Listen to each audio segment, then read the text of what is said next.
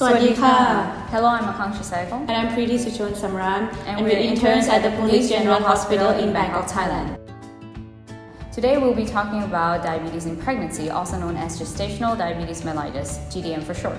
In this video, we'll also be focusing on what is GDM and how an expectant mother would know she has it and what she can do to manage her diet once diagnosed with it.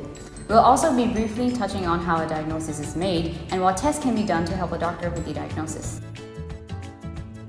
So, how does one know they're at risk for having gestational diabetes? At your first ANC, also known as antenatal care, the doctor will assess your risk for GDM, which is divided into high, average, or low risk. So let's start with high risk. You're at high risk if you have the following: severe obesity or a BMI more than 30, strong family history of type 2 diabetes, previous history of GDM, or impaired glucose test or glucosuria. So if you are at high risk, a 50-gram glucose challenge test will be done at your first ANC. When the results come out, if your blood glucose level is more than or equal to 140 milligrams per deciliter, you will have to do a confirmatory test of a 100-gram oral glucose tolerance test. If your blood sugar levels are still abnormally high, you will be diagnosed with GDM. If not, this test will be repeated again at 24 to 28 weeks of pregnancy. However, if after the GCT your blood sugar levels are less than 140, then you will do the screening test again at 24 to 28 weeks of pregnancy. Moving on to average risk. A 50-gram GCT will be done directly at 24 to 28 weeks of pregnancy. If your blood sugar level is more than or equal to 140, a confirmatory test, 100-gram OGTT, will be done. If the second test shows high sugar levels, you will be diagnosed with GDM. If not, there is no further testing. However, if GCT is less than 140, then just follow up based on your regular ANC. Lastly, if you're at low risk, younger than 25, or having no other complications, no routine screening is recommended.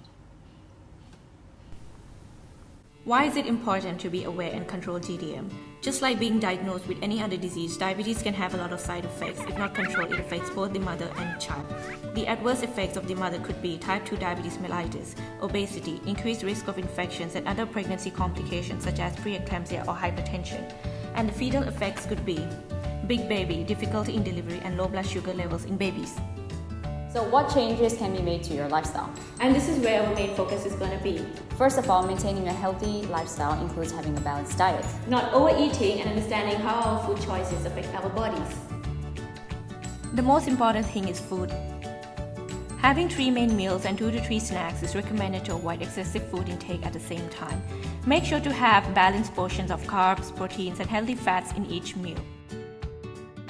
Your carbohydrate intake should include items like grains and beans, such as chickpeas, kidney beans, and soya beans, whole wheat bread, green leafy vegetables such as spinach, broccoli, or carrot. Carbs are essential because they give you the energy for the rest of the day, but not all types of carbs are healthy. You should avoid potatoes, white bread, and sugary items. Proteins such as lean meat, lentils, egg whites, and soyas are healthy options that a pregnant woman should go for, as they contain amino acids essential for the growth of your child. Avoid processed meats at all costs, such as bacon and sausages.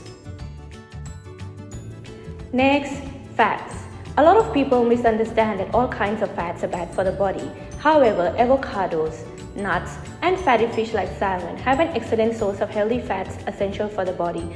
Avoid stuff like fried food, butter, and sour cream. Try to incorporate fruits in your diet.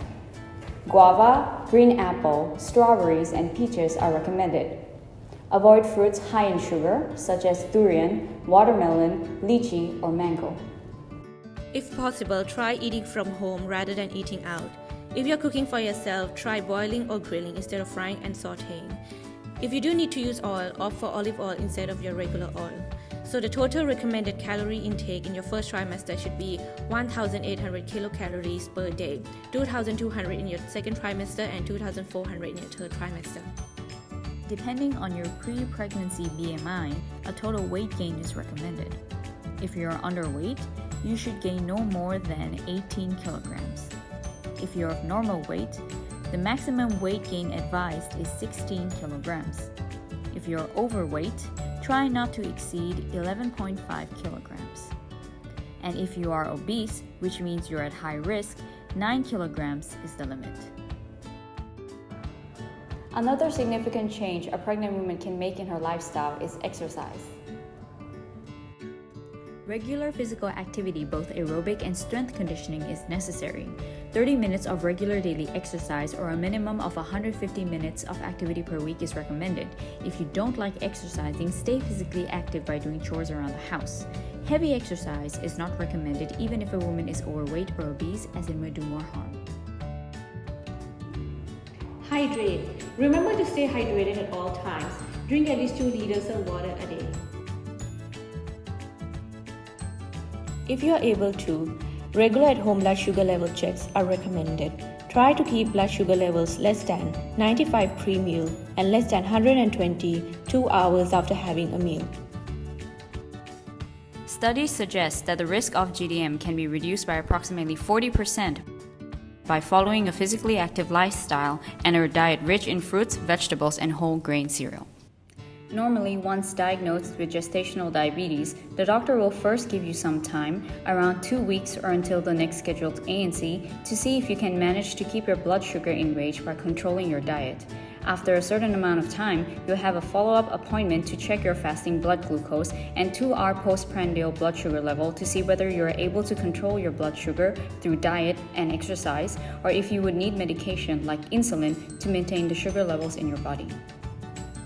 Cause remember, what you eat does not affect only you, But also the life inside of you. Thank you. ขอบคุณค่ะ